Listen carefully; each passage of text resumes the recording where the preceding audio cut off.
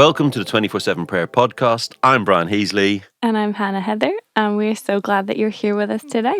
And we've got a great one today, haven't we? We have got, a brilliant episode today. We are going to be chatting with Lucy Hill, who's the director of 24/7 Prayer in Ireland. And she shares a lot of her heart for her country and, what it looks like to live and minister in still quite a divided nation. Brian and I get a little bit patriotic, don't we? We do. I think my Irish accent came out a little bit more during this podcast because it's a beautiful thing. We love Irish accents on this podcast, so you will enjoy that. And then as well, I think Lucy, she opens up and she has the courageous conversation with us about grief and loss, and share some of her own journey. And I think, if you're listening to the podcast today and you are in a difficult season, or you're trying to support a friend who's going through a difficult season, I think some of what Lucy shares will really resonate with you and be a help to you. Please be advised that there is a moment in this podcast episode when we will be discussing the topic of baby loss, and we're aware that this will be upsetting to some of our listeners. Today we have Lucy Hill with us, the director of 24/7 Prayer Ireland. It's so great to have you, Lucy, and thank you for giving your time to us today. You may notice during this podcast that my own Irish accent gets a little bit stronger, but that's kind of what happens when you talk to loads of Irish people. So, Lucy, it's really lovely to have you with us. It's lovely to be here. Thank you. Could you tell us a little bit about who you are, where you're from, what do you do? We'd love to hear that. Okay, so I am Lucy, as Brian has already told you. I live in Dublin, in Ireland, but I grew up in Belfast for the first 18 years of my life, but I've lived down in Dublin longer now, which is giving away my age, longer now than I lived in Belfast. As Brian said, I work for 24/7 Prayer in Ireland. I help lead the team here, and I've only been in that role for the last 2 years, so I wear a few other hats in my day to day. I'm married to Ross, and we've got 3 girls. 3 girls, oh my goodness! 3 girls, yes. I live in a world of women. I've got 3 sisters, 3 girls. I've about 1 million nieces. So yeah, there's a lot of women in my life, that also keeps me busy. Ross and I also help lead a small 24/7 prayer community here in Dublin as well. Which is great fun, hard work sometimes, but good fun too. And a few other things sometimes I do as well. Brilliant. You keep yourself busy, Lucy, it sounds like. Well, yeah, probably too busy might be the reality, but yes, it's pretty full at the minute. Well, could you tell us a little bit about, I'd love to get more into your story and what it's like to be, a Belfast girl living in Dublin, Yes. and just get into a little bit of that. But could you just tell us first, why 24/7 prayer? Why are you passionate about prayer, and, what way has it made a difference in your life? Yeah, well, as I said already, giving away my age. So, next year we're celebrating 25 years of 24/7 prayer. And when I think about, I just realised how strongly I said prayer there in a very Northern Irish accent. It's good. Never apologise for your Northern Irish accent. I know. So when I look back on my own kind of faith journey and my own spiritual life, I think about my teen years and that really that really formative time. I think when my faith was coming into its own. Obviously, I grew up in a Christian home. My parents were pastors, so church and faith life was part of my life from the beginning. But really, in those teen years when it began to become my own, I was reflecting on this about how it was at the same time when 24/7 was birthed, really, essentially, and actually, I think what really formed me was that I was in a church where there was something was happening at the same time around prayer, and I think I was really shaped by a culture of prayer and intercession. And I kind of did my early teen years around the Toronto Blessing. I don't know if you remember that crazy time. And although there was a lot of craziness in that particular season, something was kind of really formed in me, I think, around a heart for Ireland specifically, and then Wow. around prayer. And then actually our church community came out of that season and went into this real call to prayer, actually. And so when I was about 17, we prayed in our church community. We prayed every morning at 6 a.m. Wow. Wow. 7 days a week for it was well over a year. And then it was literally at the same time that 24/7 was birthed.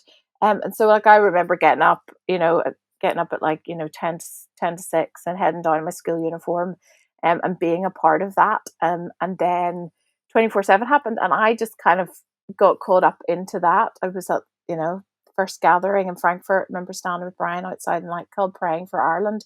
And that followed me into university, where we did the same. And it's funny, isn't it? It's like, I just feel like something was sort of shaped in me around prayer, and realizing that whatever was going to happen in my life, prayer was going to be at the heart of it. And Mm. I actually only started working for 24/7 2 years ago, but as I look back over the last 25 years, while I'd say my relationship with prayer has changed, since I was 17. I would say I found a breadth and a depth to it that I didn't have back then. But that was really key for me, I think, around Yeah. God starting something. So you've been on this, you said the breadth and the depth, and your relationship with prayer has changed. You've moved from, let me say, a charismatic new church in Yeah. Belfast. And for those who are listening, we have to remember that Northern Ireland and Southern Ireland are at the moment two separate countries. Yes, indeed. So you've been on, would you say, a journey of prayer? And how would you say your prayer life has changed over the years from a sold out 17-year-old? I do remember standing on some steps outside a nightclub in Frankfurt many years ago praying that God would revive Ireland. And we're maybe 25 years in, and let's be honest, God hasn't revived Ireland, but Ireland has changed, and we've seen some beautiful changes. But Yeah. how has your journey with prayer changed? Yeah, I mean, it is true, isn't it? You look back on the sort of the energy and the enthusiasm of youth, and I kind of love what God was doing with me at that time. But obviously, then I think probably part of my journey has been like discovering the breadth of prayer across the traditions. As Brian said, like, you grew up in a charismatic setting, and so you learn a lot about intercession and about warfare. And I would say, prayer is quite loud, sort of quite loud, and it can be quite intense.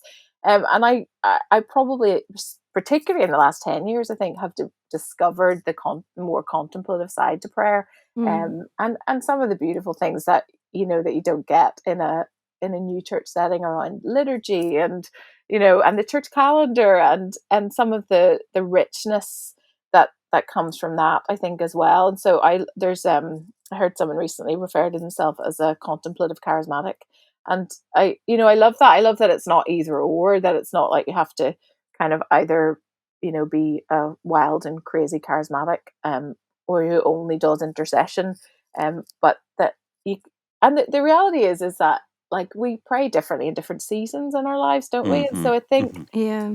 like, I learned more about prayer in the hardest season of my life, when I didn't want to pray, actually, when I really had given up on the idea of prayer. And I thought, like, I don't know if I even believe, I don't even know if I believe in prayer anymore. I don't think I don't know if it works. And I was without, I think, any kind of faith or hope. And I think that actually probably shaped and formed something much more, with a lot more depth in me, than, any of the other experiences that I'd had in prayer. And so I think it's Mark Sayers talks about how, our posture as Jesus followers is always in prayer, is always in surrender, but actually the practices that shape us and form us are different depending on the different seasons in our lives. And I love that picture, because, like, it's not one note, is it? It's It's sometimes beautiful. it's silence, and Yeah. and that's all we can do. Like, at that season in my life when I was like, I don't know if I want to pray anymore. And I remember saying it to a really wise older Christian, and she just said, "Well, maybe just don't." you know. And she was Wow. like, just don't. And I was thought no one had ever given me permission sort of to not do that. It was sort of felt like I had, like I had to make myself do it. And she was like, just let your silence be your prayer. And that was Wow. I think that was as powerful for me at that particular time in my life as kind of any big kind of prayer meetings that I've been in. Lucy, are you happy to talk about that part of your Oh life? yeah, absolutely. Could you Yeah, explain kind of what happened there? yeah. So Ross and I we were like, how old was I? I was probably only in my early 30s. We had two girls, and I was pregnant with our third child, and I was full term. I was overly full term. I was heavily pregnant, and when I went in to deliver our son, we found out that his heart had stopped, and so he was a stillborn baby. So our little boy Jude I delivered him, and it was like, as you can imagine, that your world kind of crashes all around you. And I would say probably up to that moment in our lives, both of us, we probably lived quite like relatively easy lives. We hadn't had a Hmm. huge amount of Hmm. difficulty or challenge. And so, like, obviously, something like that, it's like a complete disorientation. It's not just grief, but it's like everything in your world sort of gets put on its head.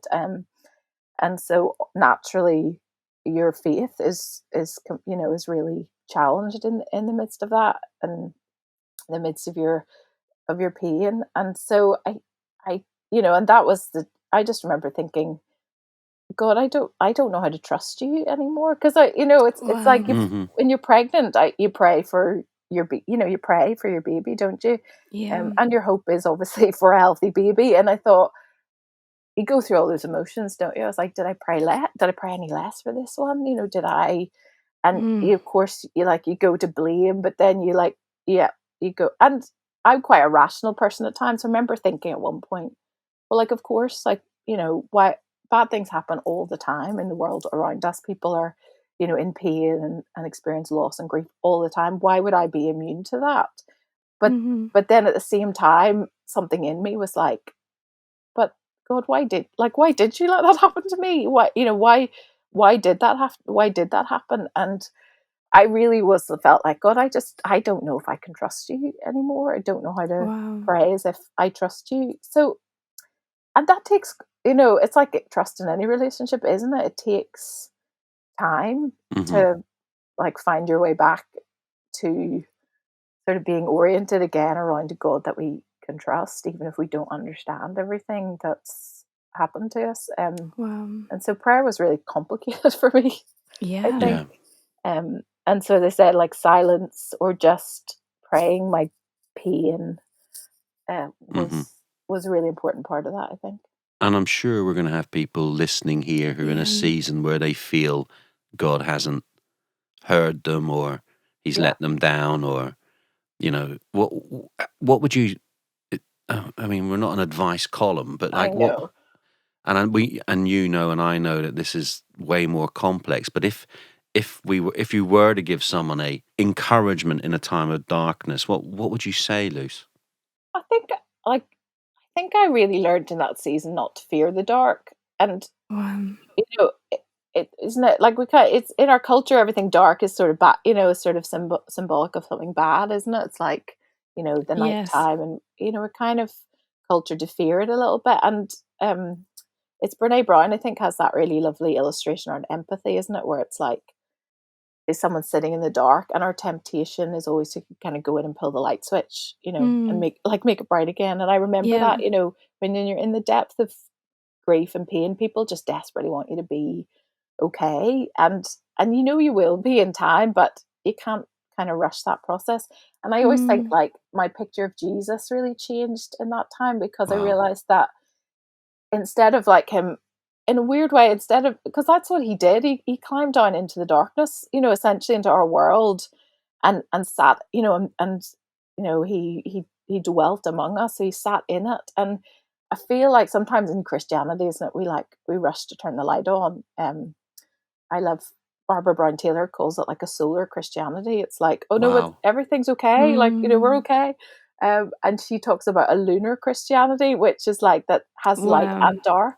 I love that. I know, that picture has really helped me. So I think I would say, like, don't fear the dark.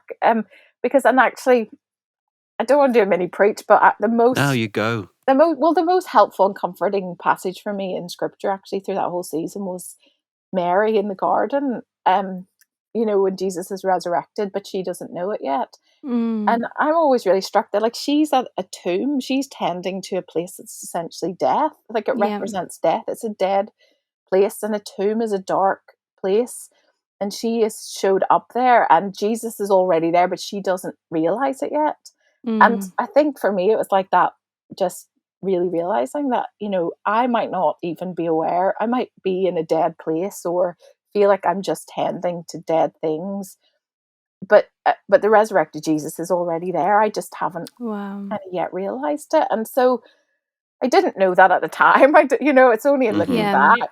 But I do just think that might, show up as honestly as you can. It's like Mary's crying in the garden. She's not like, Jesus is Mm. here. She's feeling her grief and she's crying. Yeah, she's maybe almost like blinded by her tears, that she can't see who's in front of her. You kind of imagine that, yes, as you say, Hannah, like, she's not probably just like little tears. She's probably she's probably Yeah. weeping. Yeah. And so I just think show up as honestly as you can. Hmm. And Yeah. and like, God is way more patient than most of us as Christians. Yeah. I read once someone said Jesus reveals himself to us in the shadow play of our lives. Mm. That, it's the chia oscuro, the light and the darkness, where he comes to us. And I love that. Yeah. Yeah. No, I do too. And so I just think, and life is, maybe is a more often full of some of the, those Yeah. dark moments. Yeah. It can feel like that a lot of the time, isn't it? And in Christian community, you're like, life's hot, like, it's really hard. Yeah. And so how do we find Jesus in that place and in that space? I think that's so powerful, Lucy, and thank you for your courage in sharing that story, because, as you say, like, the light and the dark are these are like the tension points in life that we can't ignore. And I think so much of our time as Christians or as preachers, we can get quite like triumphalistic, can't we? Yes. And we make even the incarnation, all about resurrection, when in fact there is death, Yes. and actually, I think Jesus coming to us, Jesus becoming flesh and stepping into the world, like, his experience of our pain is so much greater than they're there. It's a proper empathetic, I have been to the very depths of where you have been in order that you're not alone in this pain. It's like just really profound that Jesus knows darkness. So, Yes, and absolutely. yeah, so I really appreciate that word that you've shared. Thank you. It's weird, isn't it? Because we do sometimes live in a world where it's all rah, rah, rah. Yeah. And it's all like, and we fear sharing that we're in a dark moment. Exactly. Yeah. In Northern Ireland, we call it, it's like, how do we get to the testimony? The testimony. Yeah. Yes. It's like, what's the testimony? And I remember somebody, like, really early on saying to me, like, oh, what are the promises you feel like God's speaking to you in this season? I was like, none. I don't feel any. Like, there's, Yeah. it's just really bleak right now. It's really, I and I think it was like, way to end a conversation, but I just it's just like, I think it's so important, isn't it, to be like, I can still say I'm here. I'm a person of faith, and like, when I think about prayer and, like, the times when God's answered prayers really, dramatically or amazingly, and then, like, Mm. but actually the more normal experiences is that actually the better story is that I'm still here, I'm still praying, and Absolutely. even though it's been really hard sometimes, and as you said, Brian, in the, like, bigger picture, it's like, we're still here, still praying for God to move in our nation. Hmm. And it hasn't happened yet. In fact, some days you're like, is it just getting worse? Is it just me, or does it feel like it's getting worse out there? So, there's something of just, I think Sarah Bessie calls it the hard and holy work of showing up. Wow, Mm. love that. And Yeah. I love that. I just think, like, actually, that's my story. It's not necessarily, that I have been really successful in prayer, or, have loads to say, but I know that I've been so shaped and formed by showing up, whether it's been, profound or intimate, or just being like, are you here? I don't know. You know, Yes. so there's something really shaping in the showing up. Yeah. I love that. Absolutely. And I think that wisdom from that lady who said, "Do you let your silence be your prayer?" Isn't that stunning? And like that, you just don't, I don't feel like we talk about that enough, that there are seasons when all we can do is be silent, Yeah. and that is more than enough. And actually to just breathe, to just be in the presence of God, like, and whether you feel it's his presence or you feel it's his absence, because Yeah. often it's you feel you're being silent before an absent God, when really, there's something actually quite profound happening there. We want to jump from Good Friday to Easter Sunday without really thinking about Saturday. Saturday. Yeah. Yeah. I think we feel like we can't because we know, obviously the disciples didn't know. Well, they should have known, but they didn't know that Sunday was coming. And we know it. Yeah. So we think, oh, well, like it's okay because Sunday is already happened. And so surely it's okay. And there's Mm. something really freeing, isn't it? And just being, and I think it's really important as the church as well that we give space for it. Like I just remember people getting really afraid for us, and it was almost like, you're sort of holding their breath, like, oh, what if they're gonna, what if they're gonna lose their faith? What if what if they're gonna Hmm. step away? And actually, you know, it was because if it wasn't for our community, we might have. Hmm. But actually, Mm. we were held by a group of people who hoped for us, who trusted for us when we didn't feel like we could. Mm. And so actually, in those seasons, a lot of people retreat from church, don't they? They kind of pull away Yeah. and they think, because Yeah. I'm struggling here, or I'm not sure, how to trust God. I don't know how to pray, so how can I show up at church? But actually, like, there's Bell Hooks says, no one heals in isolation, and Mm-hmm. I just think I don't think we'd still be here if it wasn't for a community of people who did the hoping for us, who did the praying when we couldn't. So that's a really important challenge, actually, for Yeah. those of us who are like listening to this story. And it's a hard one, isn't it? Because I know I've had friends and I've seen them lose their trust in God and start to sort of slowly back away from like gathered community expressions. And it's like knowing how to hold them, and like how to not sort of force your force yourself and your hope on them, but in a way that does exactly what you've just said, and like and actually helps to keep on trusting for them when they can't. And it's actually, I think it's quite a fine balance, isn't it, of knowing how to show up for people. But it feels like from your story, maybe just the being there and the carrying on is really important to keep doing. No one heals in isolation. I love that. Yeah. Yeah, people do sometimes walk away. Yeah, you do understand it, because sometimes it's like, and because sometimes grief journeys are they're quite lonely because you're the person experiencing it and everybody Yep. else's life is ticking on, around you. And so there's, I get that feeling sometimes, like I Yep. can't be around that. I remember, people, like other people at different times, saying that it's like it's too hard to be around people who are, doing okay. You're right, Hannah. It's so hard to hold the balance of kind of being there for people, but I think it's that permission.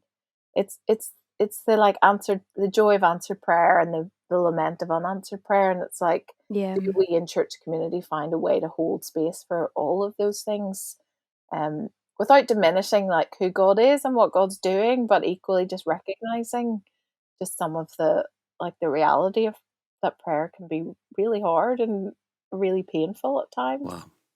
Lucy, so moving on, not trying to move on, sorry. Moving on, right, and trying to cheer No. us all up now. No, sorry. Guys, by the way, I do know Lucy really well. I'm not just being like an It's all right. insensitive I'm person. not mortally offended. It's fine. We're good. Thanks, Lucy. And honestly, it's been for me to watch you on your journey. It's been a humbling and a beautiful experience just to see how you guys have dealt with this, Mm. and your girls and Ross and the way you've been through it. It's been just wonderful to see. But tell us, like, how do we keep praying for a nation? I was a little bit pessimistic at the beginning of this. Maybe because I've only had one coffee. Maybe if I'd had two, I'd have been slightly more That's dreadful, It isn't was it? a very harsh assessment. What? Yeah, There's we've been no praying revival. for revival. It's not there. Guys, there's no revival in Ireland. That's the news from this podcast. Sorry. Yeah, forgive my pessimism. I am way more optimistic, and there have been a lot of beautiful things happening in our nation over the years. How do you pray for a nation? Well, that's like a really small question, isn't it? Yeah, you know.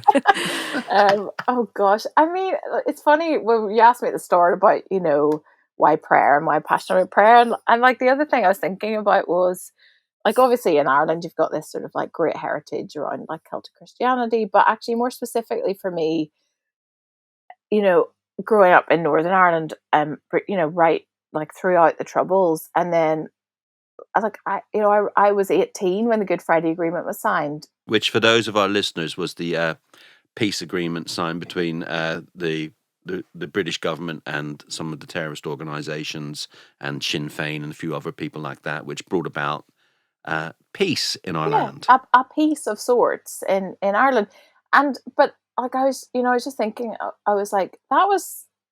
I don't think I knew it then, but I know now that was the fruit of like years and years and years of prayer. Yeah. And I was even thinking this morning, like those early morning prayer meetings, kind of that God sort of stirred our church into, we're literally the year before that happened, that Good Friday Agreement happened, and but like that was just one, we were just one little piece in a group, people who just prayed for Yeah. so long, and it was the fruit of faithful and persevering prayer, and like that took a long time, and like prayer can be so frustrating, isn't it? Because like it's one of those things in life. It's really hard to measure, isn't it? It's like Yeah. how do we Yeah. really know, and if that's what made a difference. But I am utterly convinced that had we not prayed, we wouldn't have seen the peace that we got to. And is it everything? Is it a fragile peace? Absolutely. But that's because this side of eternity, every piece is going to be fragile. So Oh wow, that's a line, Lucy. like, well, because it's not is it everything we'd hoped for Northern Ireland? Absolutely not. But it was something that that really mattered. And I actually, I think being like at that age and have been around that kind of culture of like just fervently saying like, we're not going to stop asking you to do this, God. Like it's really bad Yeah. here at the minute, but we're Hmm. not going to stop asking you to do that. And I just, maybe like as you get older, your expectation shifts and changes a little bit, and I think of course, like the longing of our hearts is spiritual awakening, revival, and the complete transformation of like the society around us. But like I do think we have to look at most people when they think about like God breaking into their nation starts with like their friends and their neighbors and their family, and it's like Yeah. I do think we have to value those like those smaller breakthroughs and those the smaller shifts and the smaller changes, and that fuels us to like to go ask for more, and don't give up. And like I'm sort of getting to the age where I'm like, and maybe I won't see it all, like maybe I can't remember who, I think it's E.M. Bounds who said like it's never a waste of time when we pray. Hmm. And whether even if I never see the fruit of that. So like Yeah. how do we keep praying for a nation? I think like we probably could pray a little bit more. Is that Yeah. is without like, I hate that sort of feeling of like guilt and like beating us up. I'm trying to find this because I wrote it down. Alan Emerson posted this like sucker punch of a quote yesterday. You didn't see it? No, I was busy making my own Instagram stories to not look at anybody else's. You were too busy It influencing. was John Stott. He said, I sometimes wonder whether the comparatively slow progress towards peace and justice in the world and towards evangelization is due more than anything else to the prayerlessness of the people of God. It's Wow. like, ouch. Ooh, Yeah. ouch. Yeah. Ouch. Goodness me. And we've probably like gone way away from wanting to use any form of like guilt or shame or beating people up about not praying enough, but I kind of know. But we should beat them a little, isn't what I'm just a hearing. little bit. Just like we could just do a little bit better. But I don't know. I do just feel like if God like strips everything else away from the church and just be like, just be a people who pray, Yeah. and it feels a little bit like there's a lot of stripping away happening at the minute in the church. It really does, Lucy. I think that's a really, really good point. And I think in terms of like, persevering in prayer and it not being wasted, it's like there's two things in Revelation that it talks about God collecting tears and prayers. Like there's two things that he holds on to for eternity, like our tears and the prayers of the saints. Like there cannot be a waste in prayer, can there, if God holds it? I love that picture. I would love to hear a little bit from you, Lucy, about what it's like. So, you've moved from Belfast to Dublin. You're living and working and praying and loving your community there. But as you say, there is peace, but it's a fragile peace. And what does it look like to love your neighbour? And in your context, where that sometimes looks like kind of healing a divide between two nations, what does loving your neighbour look like where you are? Yeah, I mean, it's funny, isn't it? I think people don't realise that. Sometimes people don't even realise that we're two separate countries, do they? Depending on where you're from. It's like there's a lot of explaining has to happen sometimes. And weirdly, like, we're this little tiny island, but we are two very distinct places. And probably even like more surprising, more so than people would expect. It's quite Northern Ireland and the Republic of Ireland are very different culturally different places and spaces. So in this really small space, you've got these very different kind of cultures, even like I'd say, spiritually and in lots of ways. And I mean, it's different money, isn't it? Like, yeah, different money, definitely. Like different. Totally. I think like just how we relate and how we do things and how we see things. It's very different. And so like you'd kind of, I think you'd sort of think like, what's the big deal? But like even how we see our history and we understand it and our narrative and our viewpoint is it's been shaped so differently. And so, I think I was thinking about this, like in terms of the picture of reconciliation that's so strong in the New Testament, and that Paul, I think, really like is at the heart of the gospel essentially. And then you think about like when he's speaking to the church, he's not talking to them about like people who are live in another country. He's talking about like the people who are in their own communities. It's like the people who are around you. Like this is the kind of reconciling work that God is wanting to do in our lives. So when he's like, there's neither Jew nor Greek, male or female, slave or free. He's not like talking about other people. He's talking about like the people that they're together with in community. And there's something like really challenging about having to do reconciliation with the people that we're right beside, isn't it? Like that we're closest to. Because it's much easier to be like, oh, I want to go somewhere and learn about another culture or be challenged about something. But actually, the people are like right beside you, side by side, to kind of seemingly the same, but actually there's so much. There's a lot of distance there, and there's a lot of a divide, and that's the hard. I think that's the harder work. But I think in reconciliation and in loving our neighbours, you have to say, Hannah, it's like it only ever really works when we're willing to surrender or lay something or give something up of ourselves.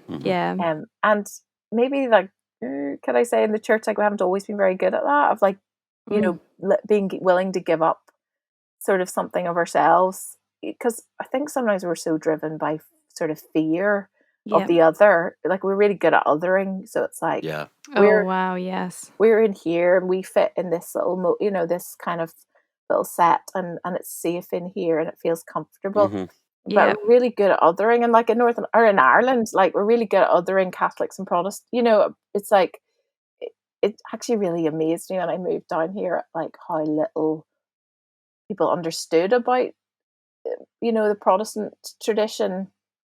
And there was so much othering happened, and likewise the same thing happens in Protestant tradition, where like Catholicism, there's so much othering happens, and so we kind of pitch ourselves and we get a bit more entrenched. So I just feel like there's something of just being willing to give up some of those things, and like a wee bit of, like, maybe sometimes it's our power or our position, but actually sometimes it's like giving up our fear, something Hmm. we don't quite understand, and Wow. move towards each other. And prayer is this, I just think prayer is this incredible unifier. Yeah. Yeah, Like, so good. if of anything, I think, I think we've got to like learn to listen, and we've got to sit with each other, and we've got to hear each other's stories, and we've got to, but actually, because prayer is just this like constant surrendering, isn't it? Of just like, Hmm. I'm not God.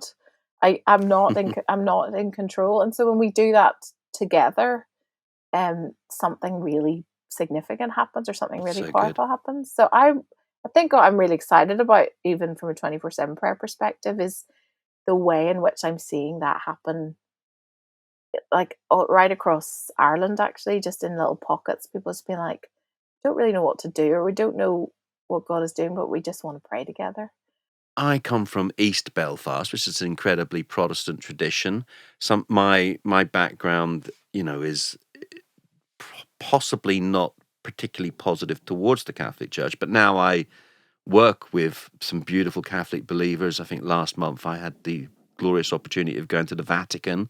So I'm just dropping that in so that no one thinks I'm stuck in a kind of rut here. But how does it work, Lucy, on the ground? That sense of how do we bring Catholics and Protestants together around prayer? I mean, it is kind of back to that thing of like, I'm gonna have to let go of some. I'm gonna have to lay down some things here, Mm. in terms of, like, even just kind of, I mean, so much of what we do, isn't it? It's preference. So it's like, we think it's because, we're right, or it's the right way to do things, or we are theologically, completely right. But so much of it's about preference. Yeah. And so, I think, oh, look, it's okay to have those conversations, isn't it? Like, to Yeah. ask the questions about theology, and Hmm. try and understand, why do you do that, or why do you think like that? But I always remember my mom and dad are the same, grew up in very Protestant traditions. And and then when they planted their church in Belfast, like, worked really hard at be kind of sort of saying, making a statement to say, we're neither Protestant or Catholic, we're just Christians. And so, trying to create space. But like, my mom would say, like, even then, there was still things like suspicion, essentially, isn't it? It's like, Hmm. suspicious. Mm. And I just remember her saying, like, the first time she sat down with a Catholic priest, and, I met him and listened to him talk about Jesus. And she said it was like this realization of, like, he loves the same Jesus that I love, and and he expresses it differently. But there was this, just this really beautiful recognition that, like, this is the same Jesus that he is serving and loving, and giving his life to. Wow. And unless we take, in some ways, like, unless we take the time to do that work, isn't it? Where it's not, because we can have all these ideas about what people think, and how, and why they're right or wrong about what they do and how they do things. But, like, you get in a room with somebody and you listen to their heart, Hmm. Yeah. and, and you realize, like, maybe some of those things aren't as important as we think they are, Yeah. and uh, and at the end of the day, like, I am utterly convinced, and there still are plenty of groups of people in Ireland who won't work together, who'll say, like, I come across it fairly regularly still. Yeah. But I really don't believe that there will be a move of God across Ireland until we find a way to do that together. And actually, Yeah. I don't believe that there will be a move of God across Ireland unless it happens in the Catholic Church as well. And, Hmm. I don't think it will be, in spite of, or outside of. I think, as much as in the tradition I'm part of, we were just talking about that, weren't we? About how God Hmm. is, like, stripping away, and we're seeing things crumble, and we're seeing in the evangelical church, essentially, we're just seeing all these things. That's already happened in the Catholic Church. They've, it's hit rock bottom, it's crumbled. And so, like, it's almost like there's this leveling happening, and right across the church, actually, where it's like, God, like, build something new, like, Yeah. build Yeah. something Yeah. different, but, and, like, do it together. And Hmm. So um good. yeah, and I love, like, we recently, prayer spaces in schools in Ireland, is there's loads happening there. And I love, like, recently we just found out there's just this bunch of nuns down in Waterford who had come across prayer spaces in schools, and they're just going into loads of schools and doing prayer spaces and love it. Like, just they love, they get it, they love what it is. So there's so much to bring us together rather than than keep us apart. I love that, a bunch of nuns in Waterford doing prayer spaces in schools. In one of our other podcasts for this series, we've actually got a Catholic priest from Austria who we're going to be spending some time with, just trying to ask him some of the questions that Hannah and I have as interested Protestants, and that should be amazing. But Lucy, we've got two more questions we'd love to ask you before this draws to a close, but. What would a spiritual awakening look like in your context? Because it hasn't happened, according to Brian. No, we're asking everybody this. Yeah, aren't we? no. Yeah. What would it look like? Like, how would we know that Ireland was kind of waking up spiritually? What would be the signs, do you think? I mean, it has to start with the people of God, doesn't it? I mean, I think, if we, as I keep referring to, it's like something God is doing something already. I know we're joking about nothing is happening, but actually feel like the beginning is that part where it's like there's kind of like a tearing down. There's sort of like a clearing. It's almost like a clearing, isn't it? It's like let's clear the way, because this stuff, in some ways it's like we've defiled the temple in in as many ways as when Jesus, and kind of part of when Jesus came to bring in his rule and his reign, and the inbreaking of the peace, the shalom of God. Like, he came and he had to clear the place a bit, didn't he? And Wow. I feel like, although that feels really hard and sad, and we should, like, rightly so, should lament, some of the stuff that we see happening in the church, I feel like there's this sort of clearing happening. God's just like, let's get this stuff out of the way. Yeah. And it's hard to sort of sometimes perceive that, but because it's like, well, is it just all crumbling before our very eyes? But I'm kind of okay. I sort of feel okay about it. I think God, like, so just get rid of the stuff that's not you and not your kingdom, and cleanse the temple. Like, so let's flip over some tables and just be kind of, I mean, there's something, I think there's a younger generation who are kind of doing that a little bit. They're like, actually, yes, there's some stuff that you guys have allowed to emerge in the church that doesn't feel very Jesus centered, and so like, I think we've got to work really hard not to lose them from the church, but equally to be like, okay, let's embrace the clearing. And like in my own life as well, isn't it? There's that sense of like the spiritual awakening. There's something of like, okay, we're gonna have to plow up some really hard ground here first, and then see what seeds. So I, as much as I definitely, struggle sometimes looking around thinking, God, what are you doing here? And are you doing anything? I feel like there's a clearing, and and so I do think a spiritual awakening will start with with the body of Christ. Something will shift, and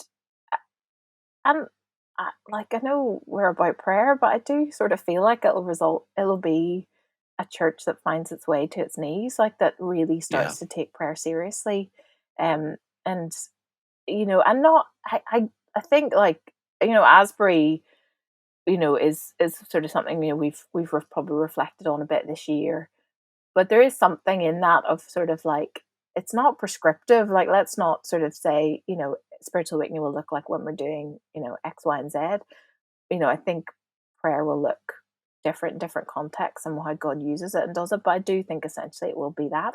And then, beyond that, like, for me, it has to be like the inbreaking of the shalom of God into our whole, like, into the whole society. So I don't, I want the Wilberforce effect. I don't want it just to be like where we're in church meetings, but I want it to be where the presence of God just can't be contained to those spaces anymore. Societal change. Yeah, and also that it's like we step into like coffee shops, or I show up at the school gate, and like there's a tangible, there's something, the presence of God is tangibly there, and at work, in the lives of people around me. So I don't even know. I don't know what I think, but I sort of wonder if traditionally the traditional awakening saw people flocking to churches, because they knew there was sort of something in the culture that was like that's the place you go. But we don't have that sense anymore. So I almost feel like an awakening now would be the opposite of like, the church goes to all of those places and the presence of Amazing. God goes with them into those spaces. I want to hear those stories rather than, oh, we had like hundreds of people show up at our building. I want to hear the stories of people being like, I showed up at the school gate and got to pray with someone and they encountered, the Holy Spirit, and that has led to transformation in this, in their whole life, in every Yeah, aspect so of good. life. Love that, Lucy. I'm conscious of time, but we've got one question we'd love to ask just as we close. I wonder if you could briefly tell us what is one experience of prayer that you have had that you will never forget? We had friends, they weren't in our church community, but they're friends of ours who had their 4-year-old daughter had a congenital heart, and she needed a new heart essentially. And so she was in hospital for like over a year. She'd been like unable to leave the hospital. And we just had like on the list a heart for Joy. And like we kept praying for it, and nothing was happening. And I used to take my girls in to see Joy every week in the hospital. We'd go in and they'd play with her and they'd hang out with her. And it kind of was like, just felt like it was getting worse rather than better, that sort of like, okay, what's happening here? And I remember going in we'd go in on a Monday, and we went in the afternoon, and we got in and she was in bed and she was asleep, and you could tell like she just wasn't, it wasn't good. She wasn't doing well.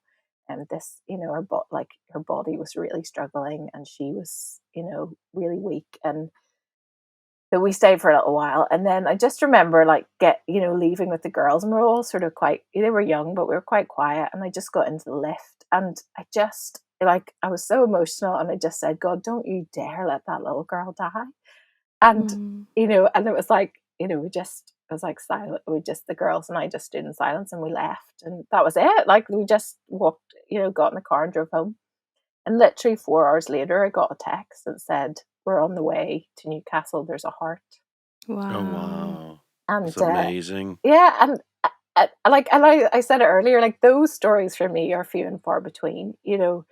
Like we prayed and prayed as a community for a long, it felt like a long time, and I probably didn't have a lot of faith for anything to change or be different. But and actually it wasn't even like a really faith-filled prayer. It was just like a desperate prayer of like, God, don't you dare.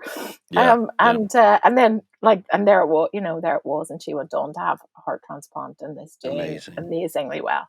So I as I look back, I'm sure in all the years there's been other moments like that, but in the last number of years, that's the one I think that stands out for me. It's the constantly of prayer that produces these suddenly moments. So yeah, I love that. Absolutely. Lucy, thank you so much. And thank you so much for exempling the hard and holy work of showing up. Oh, thanks. And you too, guys. Really appreciate it. That's really mostly the reality of our faith life, isn't it? So thank you for your honesty. Thank you. We've so loved talking to you, and bless you, Lucy. Speak to you soon. It's been great. Thank you so much. Thank you for listening to the 24/7 Prayer Podcast. If you'd like to find out more about our work, please do visit 247prayer.com.